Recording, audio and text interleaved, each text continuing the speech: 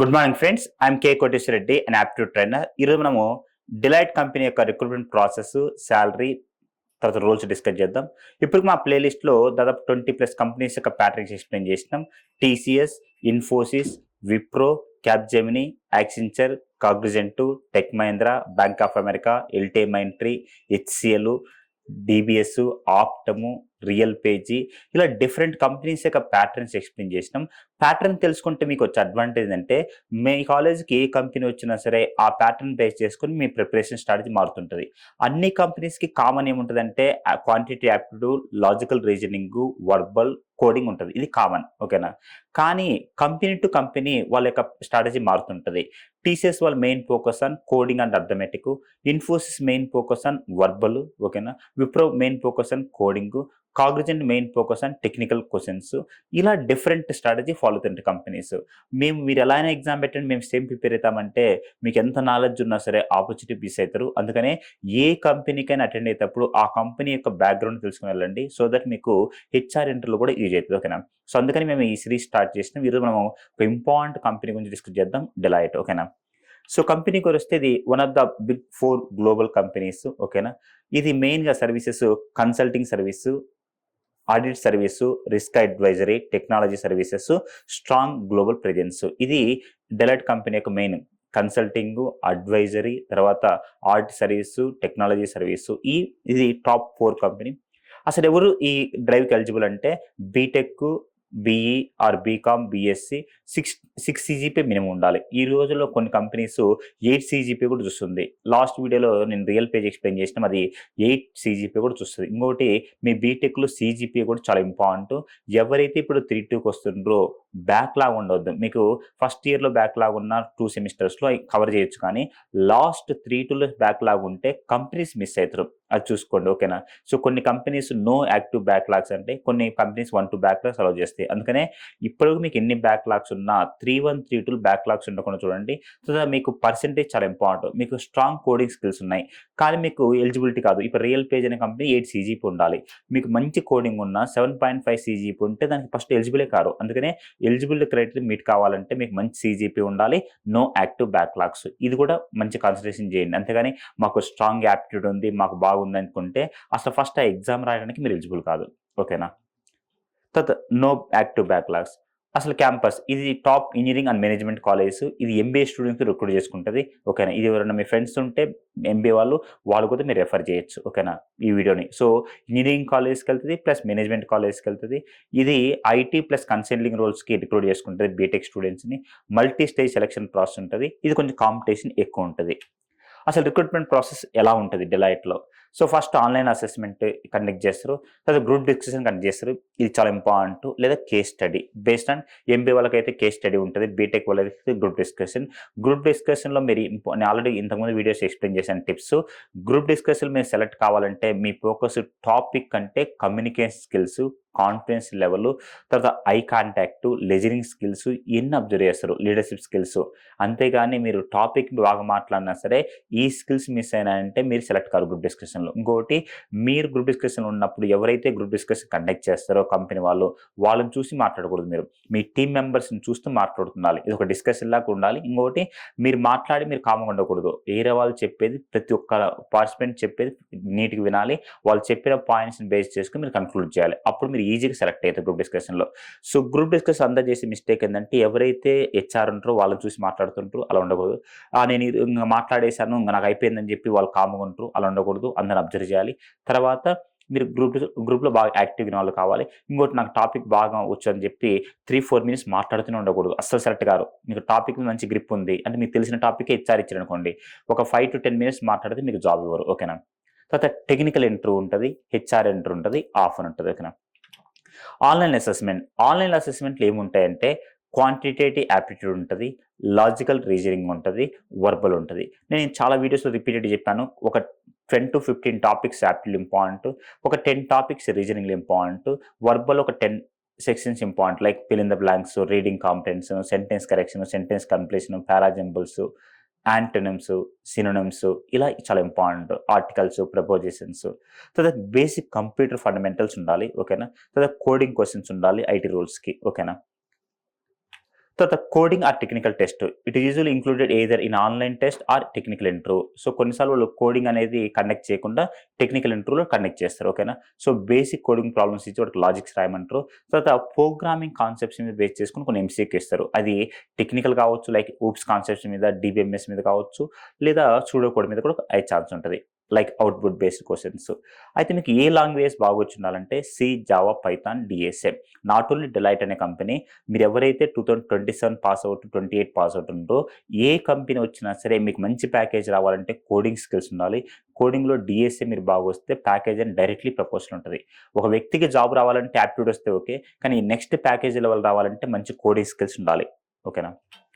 Technical interview నేను రిపీటెడ్గా చెప్తుంది ఏంటంటే టెక్నికల్ ఇంటర్వ్యూలో మీరు సెలెక్ట్ కావాలంటే మీకు ప్రాజెక్ట్ బాగా వచ్చి ఉండాలి. అంటే మీకు చేసిన ప్రాజెక్ట్ మీద టోటల్ గ్రిప్ ఉండాలి మీకు. ఓకేనా. తర్వాత oops concepts, DPMS, operating system, networking. ఈ నెట్వర్కింగ్ కూడా చాలా ఇంపార్టెంట్. లైక్ కంపెనీ నెట్వర్క్స్ అనే సబ్జెక్ట్ మీరు బాగా చదవాలి. TCP protocol, physical layer, application layer, transport layer, ఆ లేయర్స్ గురించి, తర్వాత ప్రోటోకాల్స్ మధ్య డిఫరెన్స్ గురించి, వీటన్నిటి మీద మీకు బాగా గ్రిప్ ఉండాలి. Computer networks basics. తర్వాత మీరు రెజ్యూమ్లో ఏమైతే ఇంక్లూడ్ చేస్తారో అది ఇంటెన్స్గా రిసిప్ట్స్ కావచ్చు, ప్రాజెక్ట్ కావచ్చు, వాటి మీద గ్రిప్ ఉండాలి. హెచ్ఆర్ ఇంటర్వ్యూలో సెల్ఫ్ ఇంట్రడక్షన్ అడుగుతారు. Tell me about yourself. ఇది important. Why Deloitte? Not only ఈ కంపెనీ, మీరు ఏ కంపెనీ రిక్రూట్మెంట్కి వెళ్ళినా సరే ఈ క్వశ్చన్ బాగా ప్రిపేర్ అయ్యాలండి. Why Deloitte? Why real page? Why DBS? Why Optum? ఓకేనా. అది ఎలా ఉండాలంటే ప్రతి కంపెనీ ఒక పాయింట్ ఉంటుంది. ఓకేనా. సో ఒక కంపెనీ ఒకటి ఉంటుంది. లైక్ ఒక రియల్ పేజ్ అనే కంపెనీకి ఎంటర్ప్రైజ్ ఇన్ఫర్మేషన్ సిస్టమ్ ఉంటుంది. అలా ఒక కంపెనీకి ఒక స్టాండర్డ్ ఉంటుంది. ఆ స్టాండర్డ్ అనేది మీకు వచ్చి ఉండాలి. అంటే మీకు ఒక స్కిల్ ఉండాలి. సో దట్ ఆ స్కిల్ కంపెనీకి బాగా యూజ్ అవుతుండాలి. అట్లా మీరు మ్యాచ్ చేయాలి.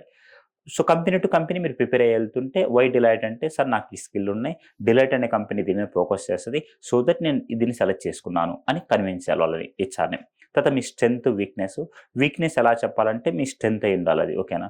తర్వాత career goals, willingness to relocate. ఇది కంపెనీస్ చూస్తున్నాయి. ఎందుకంటే కంపెనీస్కి ఒకటే చోట ఆఫీస్ ఉండదు కాబట్టి మీరు చెన్నై వెళ్ళినా, పూణే వెళ్ళినా, బెంగళూరు వెళ్ళినా సరే మీరు అడాప్టబుల్ ఉండాలి. అంటే ఈ వ్యక్తిని సెలెక్ట్ చేసుకుంటే ఈ వ్యక్తికి వేరే లొకేషన్ ఇస్తే ఆఫర్ రిజెక్ట్ చేస్తారనేది హెచ్ఆర్ కనిపించకూడదు. చాలామంది మీరు చూడండి, మీ సీనియర్స్ బాగా పర్ఫార్మ్ చేసి ఉంటారు కానీ బయటకు వచ్చిన తర్వాత వాళ్ళ నేమ్ ఉండదు. ఎందుకంటే వాళ్ళకి ఎంత స్కిల్ ఉన్నా సరే ఈ వ్యక్తిని సెలెక్ట్ చేసుకుంటే ఈ వ్యక్తి నా కంపెనీలో జాయిన్ కాకపోవచ్చు, లేదా వేరే కంపెనీకి వెళ్ళొచ్చు, లేదా వేరే ప్యాకేజ్కి వెళ్ళొచ్చు, లేదా వేరే లొకేషన్కి తన ఇంట్రెస్ట్ చూపించకపోవచ్చు. ఇన్ని రీజన్స్ హెచ్ఆర్ చూస్తారు. ఒకవేళ నిజంగానే మీ నాలెడ్జ్ తెలుసుకోవాలనుకుంటే హెచ్ఆర్ వాళ్ళ దగ్గర ఆ ఆఫీస్ నుంచి మీ కాలేజ్కి ఎందుకు రావాలి, టైం అండ్ మనీ స్పెండ్ చేసుకుని డైరెక్ట్గా ఒక క్వశ్చన్ పేపర్ పంపించి రాయమనొచ్చు కదా. అంటే ఆ హెచ్ఆర్ ఫిజికల్గా వచ్చి మీ దగ్గర ఏం చేస్తారంటే ఈ వ్యక్తి నాలెడ్జ్తో పాటు ఈ వ్యక్తిని సెలెక్ట్ చేసుకుంటే కంపెనీకి బేస్ చేసుకుని పని చేయగలలేదు అనేది మీరు మాట్లాడేటట్టు చూస్తారు. అది హెచ్ఆర్కి ఎట్లా వస్తారు 5 minutes అంటే ఆయన ఎంతోమందిని ఇంటర్వ్యూ చేసి ఉంటుంది కాబట్టి తను ఈజీగా 5 to 10 minutesలో మిమ్మల్ని క్యాచ్ చేయగలరు. ఈ వ్యక్తిని సెలెక్ట్ చేసుకుంటే రీలొకేట్ అవుతారా, ప్యాకేజ్ ఎక్కువ ఉంటే వేరే కంపెనీకి వెళ్తారా, ఇదే కంపెనీ జాయిన్ అవుతారా, రియల్గా ఇతనికి ఇల్లింగ్ టు జాయిన్ అన్నాడా, ఇవన్నీ వాళ్ళు ఆ 5 minutesలో క్యాచ్ చేస్తారు. 50% ఆఫ్ ద సెలెక్షన్ రిజెక్షన్ కానీ మీరు ఎప్పుడైతే హెచ్ఆర్ క్యాబిన్కి వెళ్తుండో అప్పుడే అయిపోయి ఉంటుంది. ఓకేనా. Salary package. ఈ కంపెనీ ప్యాకేజ్ ఎలా ఉంటుందంటే 4 to 9 lakhs ప్యాకేజ్ ఉంటుంది బేస్డ్ ఆన్ రోల్స్. ఓకేనా. తర్వాత IT consulting analyst, skills, interview performance. ఓకేనా. అసలు ఏం రోల్స్ ఉంటాయి? So analyst role, associate software engineer role, business analyst, risk or audit associate. ఎందుకంటే డెలాయిట్ అనే కంపెనీ ఆడిట్ పర్పస్ కూడా తీసుకుంటారు కాబట్టి analyst, associate software engineer, business analyst, risk analyst. కాకపోతే ఈ company not only BTech colleges, MBA college కూడా use చేస్తాయి. అయితే మేము డెలాయిట్ అనే కంపెనీలో సెలెక్ట్ కావాలనుకుంటున్నాం సార్, నాకు ఏమి స్కిల్స్ ఉండాలి? బేసిక్ కోడింగ్ ఉండాలి. నాట్ ఓన్లీ బేసిక్, మీకు మంచి గ్రిప్ ఉంటే కోడింగ్ మీద మంచి ప్యాకేజ్ మీరు సెలెక్ట్ అవుతారు. C, Java, Python. Strong aptitude skills ఉండాలి. యాప్టిట్యూడ్ దాదాపు మీరు మీ కాలేజీలో 1000 members ఉంటే ఈ 1000 membersకి యాప్టిట్యూడ్ వచ్చు, నో డౌట్. కానీ ఎవరు సెలెక్ట్ అవుతారు, ఎవరు రిజెక్ట్ అవుతారంటే అవి ఇచ్చిన 30 questions ఎవరైతే ఫాస్ట్ సాల్వ్ చేస్తారో వాళ్ళు సెలెక్ట్ అవుతారు. ఓకేనా. తర్వాత డిబిఎంఎస్, ఊప్స్ కాన్సెప్ట్స్ వచ్చి ఉండాలి. కమ్యూనికేషన్ స్కిల్స్ బాగా వచ్చిండాలి. ఈ డెలాయిట్ అనే కంపెనీ బాగా అబ్జర్వ్ చేస్తుంది కమ్యూనికేషన్ స్కిల్స్. ఎనీ కంపెనీ గుర్తుపెట్టుకోండి, గ్రూప్ డిస్కషన్ కండక్ట్ చేసినారంటే వాళ్ళ మెయిన్ పర్పస్ ఏంటంటే కమ్యూనికేషన్ స్కిల్స్. అది మర్చిపోకండి. నాట్ ఓన్లీ డెలాయిట్ అనే కంపెనీ, టీసీఎస్ చూడండి కండక్ట్ చేయదు, ఇన్ఫోసిస్ కండక్ట్ చేయదు, ఇప్రో కండక్ట్ చేయదు. ఎవరైనా సరే ఒక company group discussion round conduct చేస్తున్నారంటే వాళ్ళ మెయిన్ ఫోకస్ కమ్యూనికేషన్ స్కిల్స్. అంటే వాళ్ళు టెక్నికల్ ఇంటర్వ్యూ చూస్తారు, హెచ్ఆర్ ఇంటర్వ్యూ చూస్తారు, గ్రూప్ డిస్కషన్ చూస్తారు. గ్రూప్ డిస్కషన్లో బాగా పర్ఫామ్ చేసిన అని చెప్పి హెచ్ఆర్ ప్రతి రౌండ్లో వాళ్ళు ఈ కమ్యూనికేషన్ స్కిల్స్ చూస్తారు.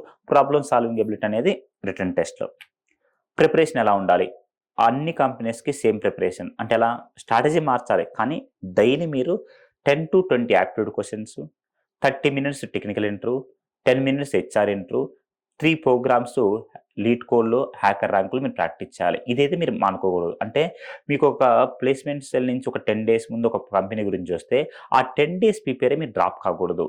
మీరు ఈరోజు 3-4-1కి వచ్చినారంటే, లేదా 3-2 ఎగ్జామ్ లాస్ట్ రాసినారంటే ఈ రేపటి నుంచి స్టార్ట్ చేయాలి ఈ స్ట్రాటజీ. సో దట్ మీకు హై ప్యాకేజ్ కొట్టడానికి ఉంటాయి. ఎప్పుడైనా సరే హై ప్యాకేజ్ వచ్చిన వాళ్ళకి కామన్ క్వాలిటీ ఏముంటుందంటే కన్సిస్టెన్సీ ఉంటుంది. వాళ్ళ కంపెనీ బట్టి కాదు, ప్రతిరోజు ప్రిపేర్ అవుతుంటారు. కంపెనీ వచ్చినప్పుడు కంపెనీకి అనుగుణంగా ప్రిపేర్ అవుతుంటారు. సో దట్ వాళ్ళకి హై ప్యాకేజ్ వస్తాయి. అందుకని మీరు 3-2 ఎగ్జామ్ అయిపోయిన లాస్ట్ డే నుంచి ప్రతిరోజు ఇది కంటిన్యూ చేయాలి. Aptitude, reasoning, verbal, coding. ఓకేనా? టెక్నికల్ ఇంటర్వ్యూ, హెచ్ఆర్ ఇంటర్వ్యూ కూడా. ఓకేనా? తర్వాత మాక్ ఇంటర్వ్యూస్ కూడా ప్రిపేర్ కానీ. ఎందుకంటే నేను చాలా ఎగ్జామ్ చెప్పాను. సచిన్ టెండూల్కర్ 98 రన్స్ చేసి అవుట్ అయినా అంటే నెక్స్ట్ మ్యాచ్లో 2 runs చేస్తే 100 కాదు. కాబట్టి మీరు కూడా అన్ని రౌండ్స్ క్వాలిఫై, హెచ్ఆర్ రౌండ్లో రిజెక్ట్ అయ్యారంటే నెక్స్ట్ కంపెనీకి మళ్ళీ ఫస్ట్ నుంచి స్టార్ట్ చేయాలి. అందుకనే మాక్ ఇంటర్వ్యూస్ కూడా కండక్ట్ చేసుకోవాలి మీరు. సో దట్ ఎట్లా కండక్ట్ చేసుకోవాలంటే మీ ఫ్రెండ్స్ ఉంటే మీకు మీరే కండక్ట్ చేసుకోగలిగితే ఇంటర్వ్యూ అనేది మీకు చాలా ఈజీ అవుతుంది. Mock interviews, not only mock interviews, any కంపెనీకి మాక్ టెస్ట్లు కూడా రాయండి. సో దట్ మీకు టైం కూడా బ్యాలెన్స్ అవుతుంది. ఓకేనా? అడ్వాంటేజ్, ఈ డెలాయిట్ అనే కంపెనీ మీ జాబ్ వస్తే అడ్వాంటేజ్ అంటే top big 4 company, career growth బాగుంటుంది, గ్లోబల్ ఎక్స్పోజర్ ఉంటుంది, గుడ్ సాలరీ 4 to 9 lakhs. ఓకేనా? తర్వాత learning oriented environment. So overall చెప్పాలంటే it is highly repeated big 4 company, offer strong growth, good salary and global opportunities. ఓకేనా? So ఇది Deloitte company యొక్క pattern plus salary plus roles. ఇలా different companies యొక్క patterns explain చేస్తాం. మీకు ఏ కంపెనీకి attend అయినప్పుడైనా సరే ఆ కంపెనీ గురించి మా వీడియో చూడగలిగితే మీరు సెలెక్ట్ అయ్యే ఛాన్స్ ఎక్కువ ఉంటుంది. కానీ కంపెనీని పక్కన పెడితే aptitude, reasoning, verbal, coding daily practice చేయండి. సో దట్ మీకు రాబోయే 6 months లోపల ఏ ఎగ్జామ్ రాసినా హై ప్యాకేజ్తో మీరు సెలెక్ట్ అవుతారు. ఇలా మా యూట్యూబ్ ఛానల్ మీకు నచ్చితే మీ ఫ్రెండ్స్కి షేర్ చేయండి, సబ్స్క్రైబ్ చేయండి. Thank you. All the best.